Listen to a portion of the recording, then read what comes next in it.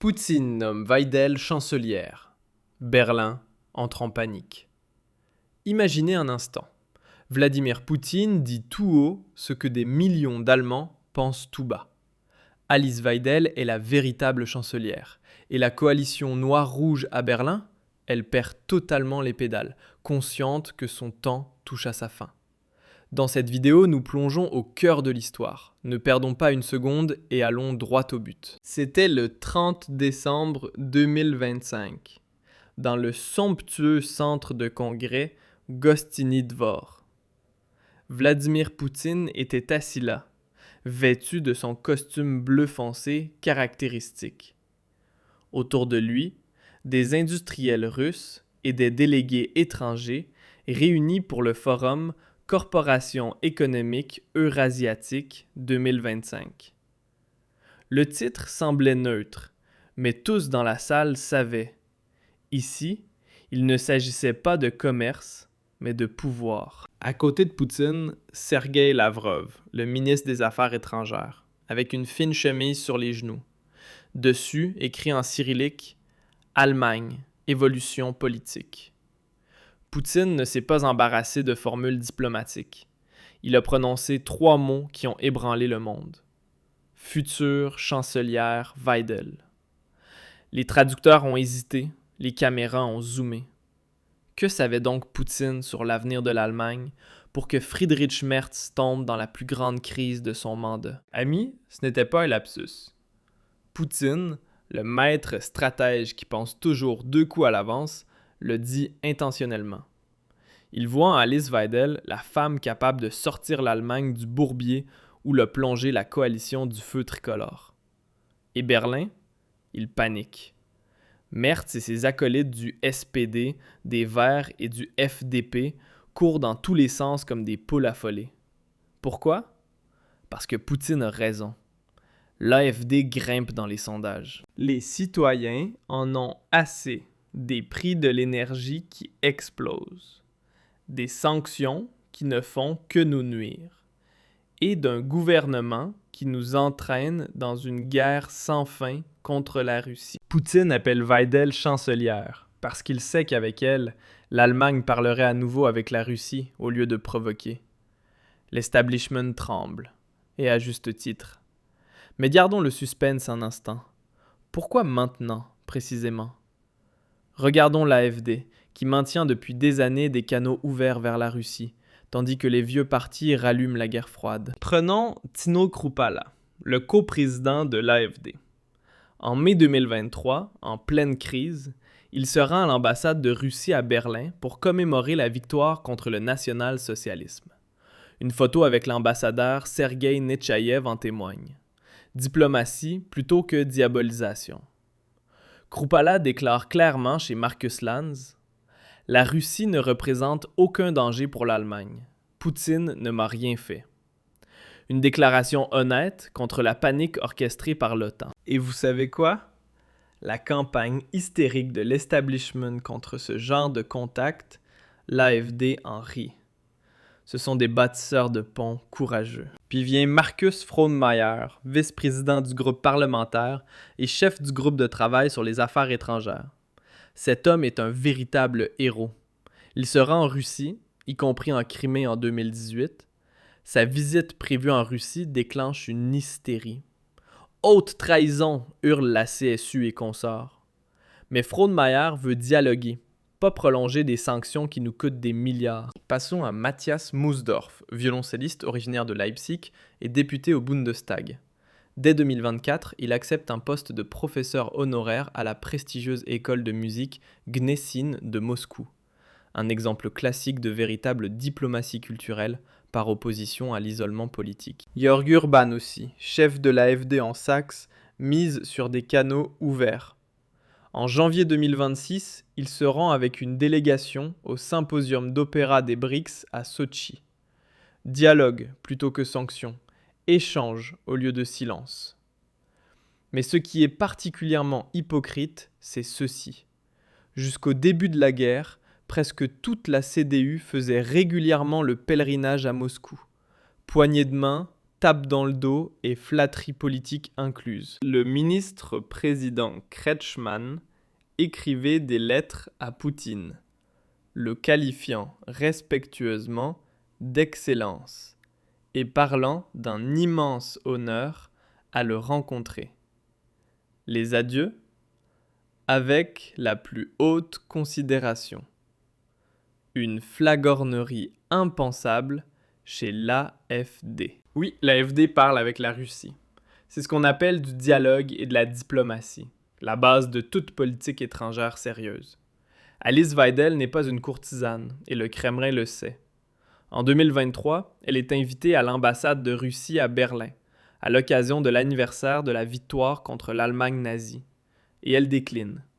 Elle déclare alors « Célébrer la défaite de ma patrie avec une ancienne puissance occupante, ce n'est pas mon truc. » De plus, selon elle, et elle utilise ici une expression de l'extrême droite, ce genre de cérémonie n'est rien d'autre qu'un culte de la culpabilité imposée aux Allemands. Et voici maintenant le prochain scandale.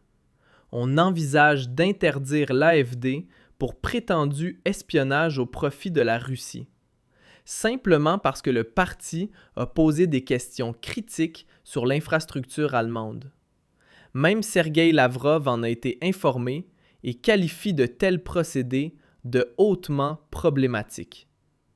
Et pourtant, la réalité prouve que l'AfD avait vu juste.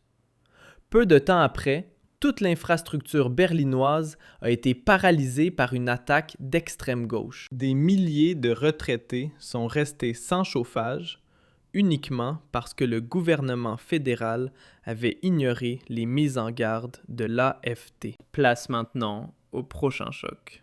Dans une déclaration exclusive à TASS, Poutine salue la position de l'AfD sur Nord Stream comme étant louable et visionnaire.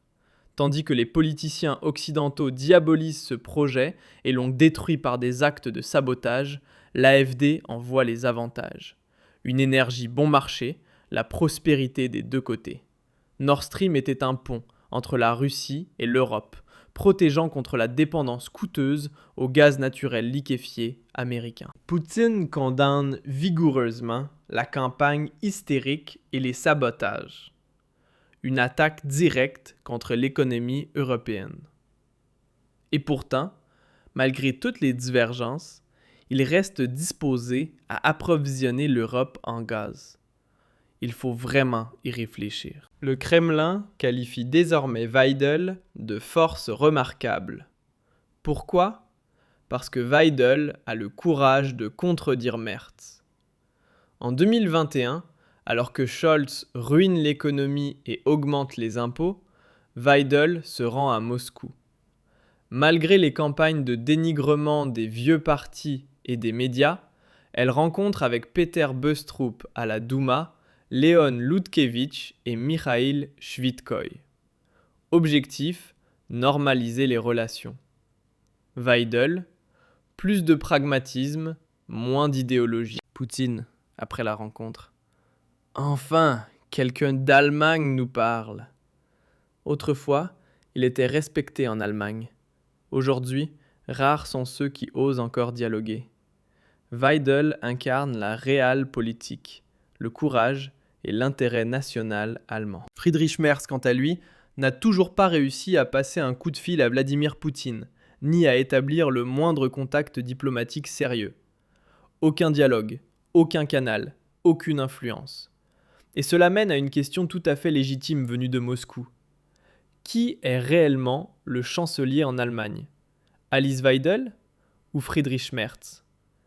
Tandis que Merz reste invisible sur la scène internationale, d'autres voix semblent être prises bien plus au sérieux. C'est un véritable constat d'échec pour la diplomatie allemande, révélateur de la marginalisation croissante du gouvernement fédéral sur le plan international. Direction la conférence des BRICS à Saint-Pétersbourg.